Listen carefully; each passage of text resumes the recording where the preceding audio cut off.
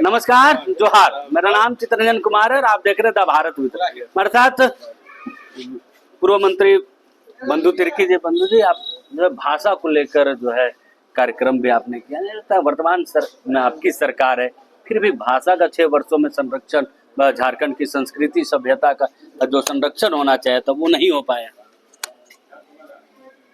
देखिए, झारखंड प्रदेश के जो 5 जनजातीय और 4 क्षेत्रीय भाषा है, उसका जो संरक्षित और संवर्धन होना चाहिए वो बिल्कुल सही में नहीं हुआ है। सरकार किसी की भी रही, 25 साल हुआ है।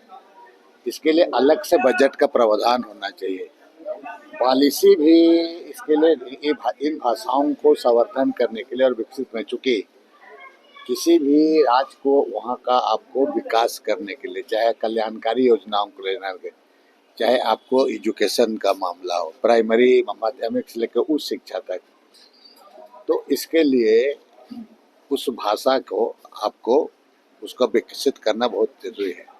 अगर ये भाषा आज जो स्थिति है कि इन भाषाओं कहीं कहीं पर गुमनाम की तरह हो जा रहे हैं, इस पर पॉलिसी नीति बनाना चाहिए। साथ में आपको एक के यहाँ के लोगों के लिए, जो झारखंड प्रदेश लोगों के लिए, क्योंकि उन लोगों के लिए वो शिक्षा के प्रति, उन भाषा के प्रति कैसे उसका जिज्ञासा बढ़े, तो पॉलिसी भी बननी चाहिए और बजट का प्रोविजन होते हैं। साथ में जब इन नीतिगत कोई सरकारी लेवल पर कोई एक फैसला लेते हैं तो भाषाविद लोगों से राय मशवरा लेना चाहिए।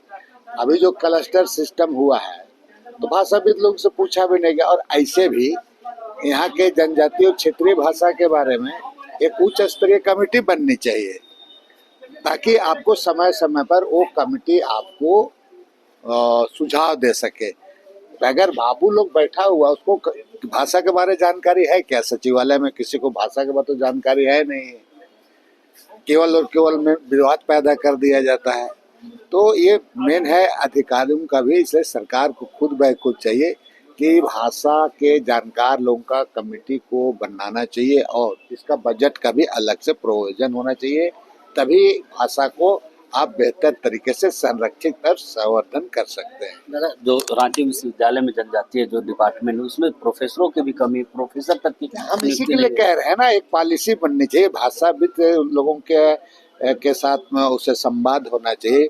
बहुत चीजें कमियां, और ये आप जब तक इसको आप नहीं करेंगे, इसका पॉलिसी ठीक से नहीं करिएगा, बजट का अलग से प्रोविजन नहीं कीजिएगा, आपका विकास का रास्ता सही तरीके से नहीं जा सकता। बाकी आप रोड नाली नाला बना लीजिए, लेकिन यह राज्य जो आपका निर्माण हुआ है जल जंगल जमीन भाषा संस्कृति परंपरा के बुनियाद पर बना है, तो आप भाषा को आप ही नहीं कर सकते। भाषा को अगर आप यहाँ खत्म कर दीजिएगा तो आप यहाँ के लोगों को गूंगा बना दीजिएगा। इसलिए भाषा को आपको किसी भी हालत में इस झारखंड जैसे प्रदेश में आपको उन जनजातीय और क्षेत्रीय भाषाओं को अहमियत देते हुए उसका विकास के बारे में राज्य सरकार को आवश्यक कदम उठाने की जरूरत है। ज्यादा नहीं लगता कि जिन मुद्दों के साथ सरकार बनाई गई थी, लोगों ने, झारखंड के लोगों ने वोट दिया था, चाहे वो नियोजन नीति हो, स्थानीय नीति हो, भाषा हो, संस्कृति हो, जल जंगल जमीन हो, इन सारी चीजों पर फेल होते हुए विफल है सरकार, विफल है। नहीं, इसको विफल और फेल की परिभाषा नहीं दे सकते हैं। उसमें हमने कल जो 25 साल के बाद जनजातीय और क्षेत्रीय भाषा का पहली बार कॉन्क्लेव किया गया, अब इसमें जो बातें आई है उसको सरकार को दस्तावेज के रूप में देना और ये आम लोगों का प्रयास भी करना चाहिए। इसके लिए हम केवल सरकार को दोषारोपण नहीं करते। इसीलिए मैं कह रहा हूँ कि सुझाव, जैसे आप एक बढ़िया सुझाव कि बजट का प्रोविजन, दूसरा सुझाव है कि जनजातीय क्षेत्रीय भाषा के जानकार विद्वानों के साथ में उनके साथ में उनका संवाद होना चाहिए। उसके साथ में समय समय पर उसके कुछ चीज़ों पर चर्चा होनी चाहिए। तो कुछ चीज़ों को निश्चित रूप से सरकार और विभाग को इस पर पहल करने की आवश्यकता है। हम सीधे सीधे इसके लिए जनता पर भी सजग होना चाहिए। कल जिसे हुआ है, हमारी सजगता है, हम जनता, वहाँ हमारे शोधार्थी लोग थे, रिसर्चर लोग थे तुम्हारा, तो एक इस तरह से उन पर भी सजग होने की ज़रूरत है। और हमें लगता है लोग इस मामले में सजगता से काम करेंगे तो निश्चित रूप से इसका हो सकता है। तब है क्या कि जो बातें सामने आ रही है उसको राज्य सरकार को पहल करनी चाहिए। परिसीमन को लेकर क्या कहेंगे, क्योंकि परिसीमन होना है और परिसीमन को लेकर कई तरीके की चर्चाएं हैं कि जो आरक्षित सीटें वो घट सकती हैं। देखिए, जो परिसीमन का प्रक्रिया है, जिस तरह से प्रकृति है, उस आधार पर आदिवासी समाज को बहुत नुकसान होने जा रहा है। आप अगर 2006-7 में जो हुआ था और उसके बाद उसमें होल्ड रखा गया, अब जो परिसीमन होता है, क्योंकि ये 5वीं अनुसूचित क्षेत्र है, शेड्यूल इलाका है और ये राज्य आदिवासी प्रदेश के नाम पर अलग हुआ है। अगर सीट घटेगा तो जो आदिवासियों के इर्द गिर्द में जो राजनीति आपका घूमता है वो समाप्त हो जाएगा। आप मध्य प्रदेश में देख लीजिए, 46-47 वहाँ सीट है, लेकिन आदिवासियों की अहमियत क्या रह गई है। इसीलिए यहाँ पर चूंकि ये कंस्टिट्यूशनल भी बहुत सारी चीज़ों को देखने की जरूरत है। अगर मान लिया जिस प्रकार से गृह मंत्री ने कहा था कि हम 50% सीट हमारा बढ़ाना चाहिए, तो इस हिसाब से यहाँ पर 28 सीट है तो 14 हो जाए तो 42 होगा, लेकिन ये तार्किक रूप से, और हम जो 50% सीट हमारा बढ़ाना चाहिए, तो इस हिसाब से यहाँ पर 28 सीट है तो 14 हो जाए तो 42 होगा, लेकिन ये तार्किक रूप से, और हम जो परिसीमन की बात करें इसके लिए कमेटी बनाया गया, ड्राफ्टिंग कमेटी। ये कमेटी पूरे कानूनी संवैधानिक पहलू से ही होते हुए, आज भी हमने प्रभारी से मीटिंग किया हम लोगों ने, और ये पूरी चीज़ों के ऊपर किया गया, और ये मामला एक्चुअली देशव्यापी मुद्दा बनना चाहिए। लेकिन हमारे झारखंड प्रदेश में चूंकि ये आदिवासी प्रदेश के रूप में जाना जाता है और यहाँ पर जनसंख्या का अनुपात में करेंगे तो भारी यहाँ पर नुकसान होगा।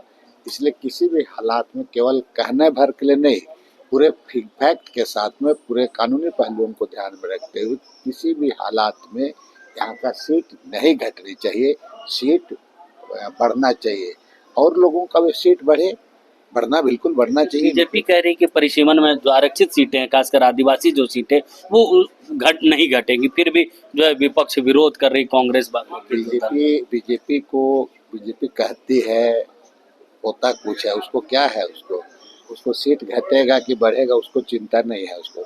बीजेपी, और अगर इस पर कहा जाए ना तो इसको तो एक पॉलिटिकल चरागा बना दिया गया है। विपक्ष को कहने क्या मतलब, आप इस पर हम लोग तार्किक रूप से बहस करना है तो आए बहस करने के लिए, जहाँ बोले हम लोग आके आपसे बात करेंगे कि कैसे क्या हो रहा है उस पर। अब बीजेपी को ज़्यादा पहल करना चाहिए, चूँकि उनके केंद्र में सरकार है। विगत समय में जब घट रहा था तो यूपीए की सरकार था तो हम लोगों ने पहल किया था, अभी तो बीजेपी को घटना बात करें केवल मीडिया में आ करके आप केवल कह देने से नहीं होगा, आपको इसके लिए आप तार्किक रूप से बहस कीजिए जिसमें कि कैसे और क्या इससे नुकसान होगा। तो बीजेपी सब करेगी कि नहीं, केवल ये नहीं होगा वो नहीं होगा, ये कहने से नहीं होगा। अब इन सब मुद्दों पर नहीं बोलेंगे, भाषा पर नहीं बोलेंगे बीजेपी, पर इसको कल दूसरा तरफ राजनीति कर रहा है, कभी बोलेगा चर्च का एजेंडा है, कभी बोलेगा फलना का एजेंडा है, यही सब बोलकर कंफ्यूज करने का काम करता है। उसको परिसीमन के बारे में उसको करे, उसको अपने गठबंधन में किसको नजर लगे, क्योंकि गठबंधन लगातार जो कई सारी चीजें दे, राधा कृष्ण किशोर जो है, अभी इन तमाम चीजों को हसुआ का शादी में खुरपी का गीत नहीं होना चाहिए, ये सब होते रहता है। राधा किशोर जी काफी संसदीय अनुभवी आदमी है, कुछ चीजें होता है थोड़ी बहुत है, इसको बहुत ज्यादा तूल पकड़ने की आवश्यकता नहीं है।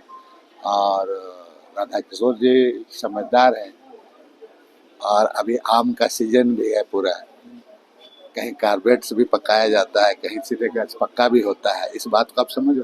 चलिए, तो आम का सीजन है, कहीं पेड़ पका आम भी मिलता है तो कहीं कार्बेट से पकाया हुआ आम भी मिलता है। लेकिन जो भाषा को लेकर जो चीजें चल रही थी, जो झारखंड जिसके लिए अलग हुआ है, जिससे झारखंड की पहचान है भाषा और संस्कृति, इन 6 वर्षों में उसका संरक्षण नहीं हो पाया और इसका संरक्षण करने की आवश्यकता, और इसी को लेकर बंधु तिर्की की टीम ने जो है पूरी फाइल बनाई और उस फाइल को मुख्यमंत्री को सौंपने का काम करें। उसके बाद इन सारे विषयों पर मुख्यमंत्री से भी आग्रह किया जाएगा कि इन सारी भाषा संरक्षण पर सरकार जो है ठोस कदम उठाए और इसको लेकर अलग से बजट का प्रावधान भी किया जाए ताकि झारखंड का संरक्षण किया जा सके, झारखंड की